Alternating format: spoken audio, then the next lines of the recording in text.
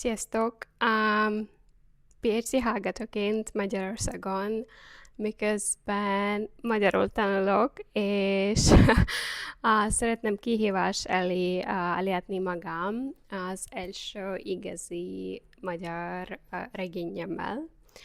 Szinten egy kicsit félek, mert a legtöbb magyar ezt a könyvet iskolában olvasta, és én pedig most fogom először külföldiként, és mindenki azt mondja, hogy ez egy klasszikus, és ami általában azt jelenti, hogy szép történet, de nagyon nehéz olvasni. Ez a Pál utcai fiúk írta Ferenc Molnár, és igen, megnézünk, majd májusban fogom olvasni.